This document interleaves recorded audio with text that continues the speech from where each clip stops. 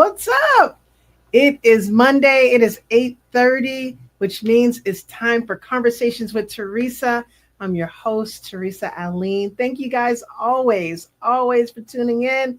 Thank you for your comments. Thank you for your encouraging words. And just thank you for being you. Today, I want to jump right into it. There's this word that keeps coming up. It's been coming up like strong. You know how when you say something and Google's listening, and then all the different things keep happening, keep coming up. You the ads and things like that. Well, today and yesterday, actually, it started yesterday. This word fear keeps coming up. I made a post about it earlier today, just about our church service, and our minister was talking about just not being afraid. And then I was talking to um, my sister Yvonne, and we were just talking about what if we lived life not afraid. And then, I mean, like I said, I couldn't even tell you the amount of uh, they weren't ads. They were just TikTok things or whatever social media I was on that was talking about fear. And so I just want to talk about that because it can feel so real, right?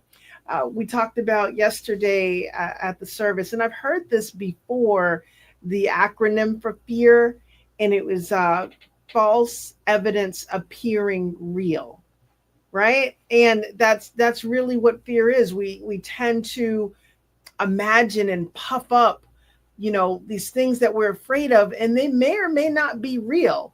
A truck coming at you 50 miles an hour and you're in the street and you can't move.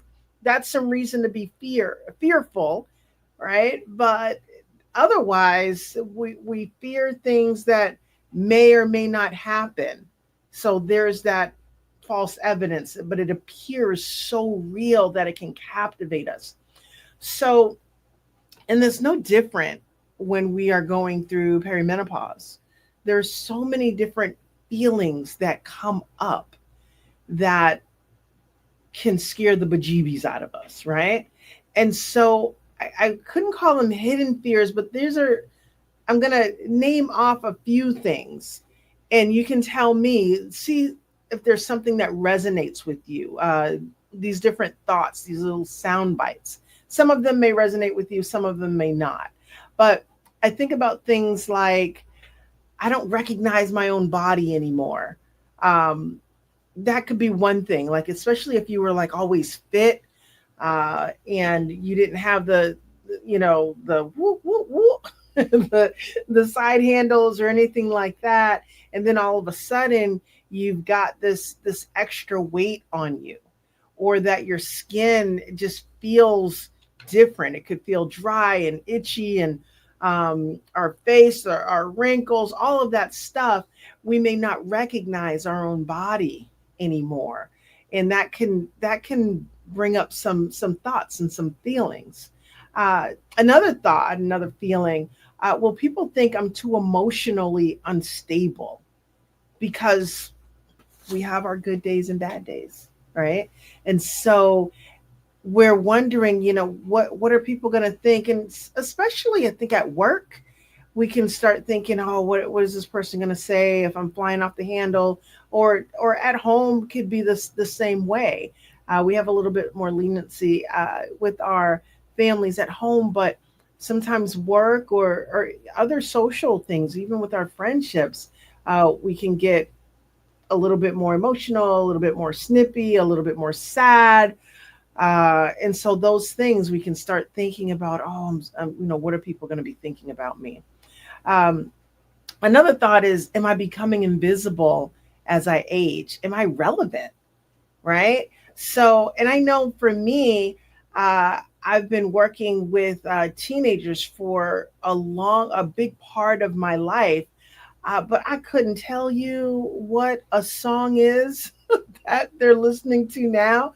I used to be like all in it, right? And not that I dance the way that they dance, but I could tell you I could, I think the last thing that I learned was like okay, I'm dating myself, like the floss and, dapping and things like that. And so, and I'm sure that there were some things since then, but I felt like I didn't connect like I used to.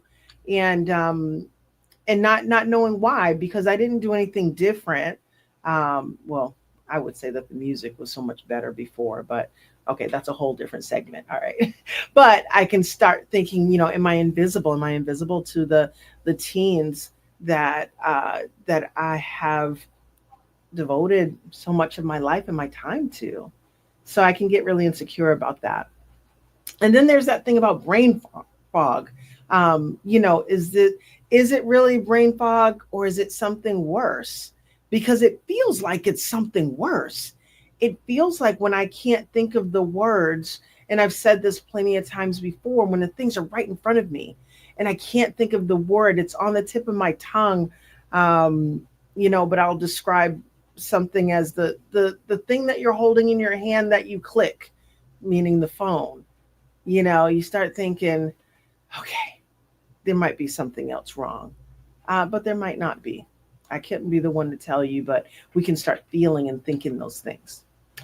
Here's another one, really, really vulnerable. Am I still desirable? Are you still desirable to your partner? You can start thinking about, because you are changing so much, because physically you're changing, but emotionally you may not be connecting. And so you're not feeling or looking the way that you had been.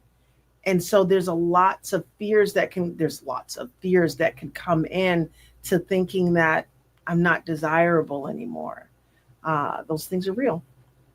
Um, and just thinking overall, what's happening to me, because no one has been explaining it all along. And so, you know, at work, you kind of know the progression of things, but here's this life. There's this thing that's going to happen to an extreme, or maybe just a little bit, but it's going to happen to us, and yet we're only now talking about it. And I think about even friends of my own age. It's still a little tough for them to talk about it, and they seem so surprised that they're like, oh wow, I can't believe that you're saying all of this on camera, or just talking about it so freely. And it's one of those things that it's still not easy. It's not easy to talk about, but I am confident that we must, because we've got to get through this. We got life to live, and we got things to do. So, yes, we can start fearing that piece of it.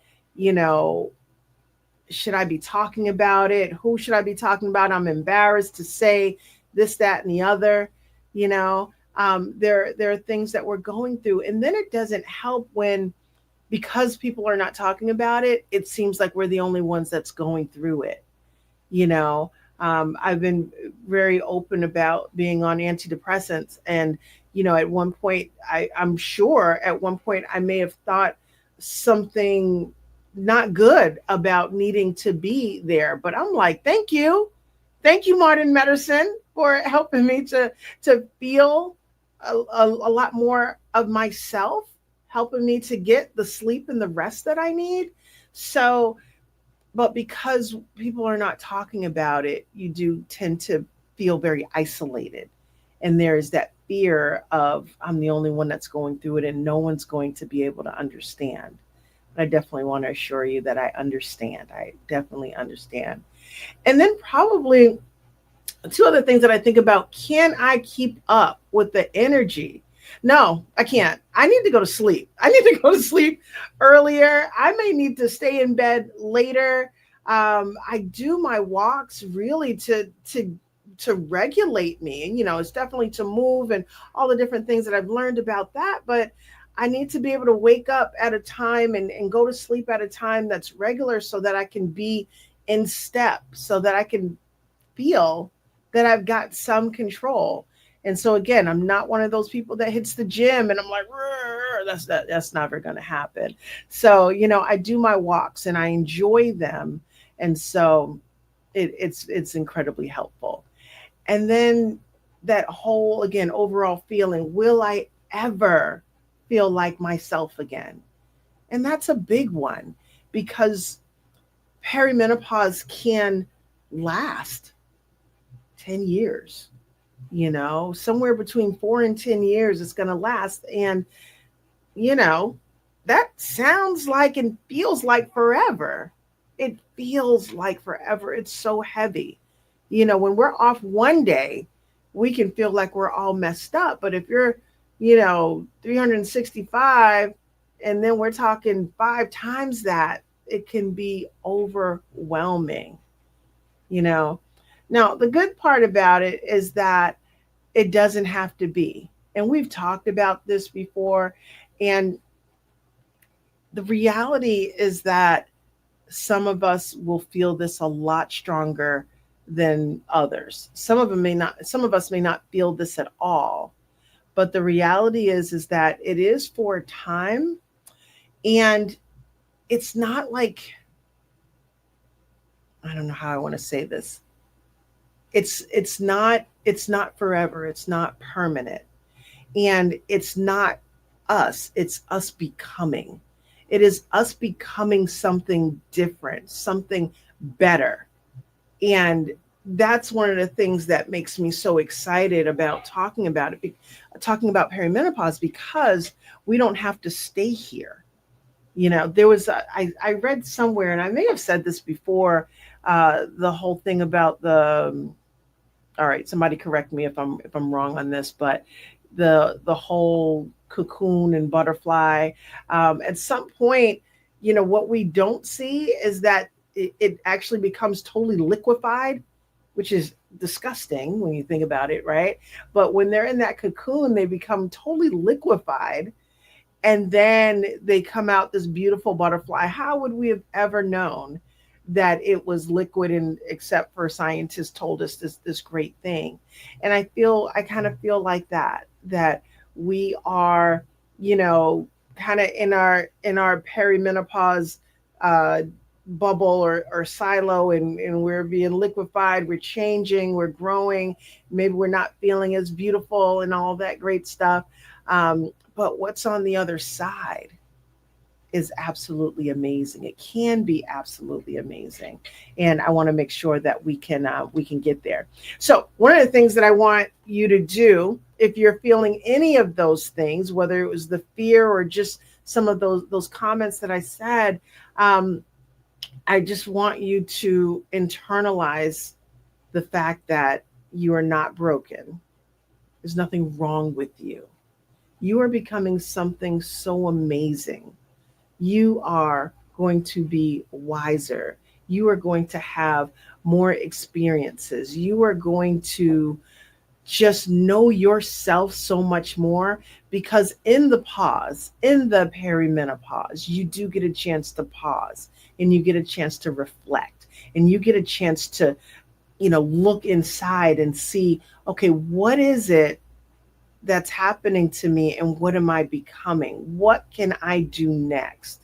And that's really the message that I want to bring about, is that, yep, we are going through all of that stuff, all of that liquefied cocoon stuff, but on the other side is something absolutely incredible.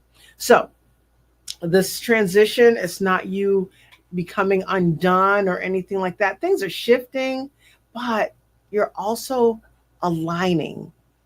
All right. Your thought process is aligning to who you are now, not who you were 20 years ago. Your choices are aligning to the values that you have now, not what you did 15 years ago, or not when you were a little kid, right? You are becoming something so much more stable, so much more looking forward to enjoying. And you will have good and bad days, but overall, you are going to be what you are supposed to become. And that is such an incredible thing. Sorry. So, in regards to our emotions, yes, they can be out of control sometimes, right? And that's just reality. You're not falling apart, you know, you are waking up. right? And you're waking up to exactly who you're supposed to be at this time. And what the I guess the main thing that I really want to say is that you're not alone. You're not alone. And even though you may feel like you are alone, you are absolutely not alone. I'm here. There's a whole community that's here behind you and to lift your arms up and to encourage you and to laugh and to, at some point, you might be able to laugh at some of this. And this might not be your point. That's okay. It's coming. It's coming to a point where you're going to be like, oh, I never thought I was going to get through that. I felt that way when my kids were small, I'm sure that I said this, and I said that people would be like, "Yeah, there's light at the end of the tunnel." I'm like, "There is no light. There is no tunnel." Right? I couldn't see it, but there is there's another side to this, and that's what we get a chance to become. So I am excited to be able to become together something phenomenal, something greater than we could have ever imagined. And just the freedom that comes with it, I'm excited to be able to share. So, with that, I just wanted to make sure that uh, you don't feel like you are left alone. I wanted to make sure that you didn't feel, um, or even if you did feel like you were alone, that you were now assured that you're not. That these fears, these insecurities, this all of the different things that I mentioned, yes, they will come and go. But the reality is that you are becoming something greater, and we are becoming something greater, and it's going to be phenomenal. With that said, I want to invite you to something. So on July 30th, 31st, oh my gosh, which day is it? It's Thursday, the 31st. Okay, we're going to say 31st. July 31st, Thursday. If you are in the Boston area, I would love for you guys to come to my segment called Thrive Through Perimenopause. It's going to be at the Wellness Center in Grove Hall, right? And Stop and Shop. They have this wellness center. And I'm going to be talking about some of these things. I'm going to be talking about uh, how, I don't know, we're going to have fun. All right, that's what I'm going to say. We are going to learn some stuff, but we're also going to have fun learning some stuff about us. All right, it'll just be an amazing time to be able to kind of get all this out, to be able to see the community that's around us, to know like, okay, no, we're not wearing like this headband that says I'm going through perimenopause, but we're going to be able to identify. I saw this woman I was at a restaurant, like a takeout restaurant, and she had this little fan on her, and it was just kind of like an identifying. Yes, it was hot, but it was the fan that that was like, okay, we're in the same boat. At any rate, thrive through perimenopause, and I would love for you guys to not only come but to bring a friend. It's going to be a great time. It's from 6 to 7:30, and again, right up. It's very convenient, right in Grove Hall. And if you need any information, there's the flyer that's right up there. There's a QR code, and then you could also go to Thrive through perimenopause.com. Say that 3 times fast. Go there, register, sign up, bring a friend. It's going to be a fantastic time. So I hope that this time and every time that we get a chance to spend together is encouraging and helpful. And I hope that I brought something to you. That's great. And keep sharing. This is going to be great. We are great. All right. So, to my peoples, have an amazing rest of your Monday. And make sure that you come back next week for Conversations with Teresa. And don't forget to register. Thrive Through Menopause. Peace out.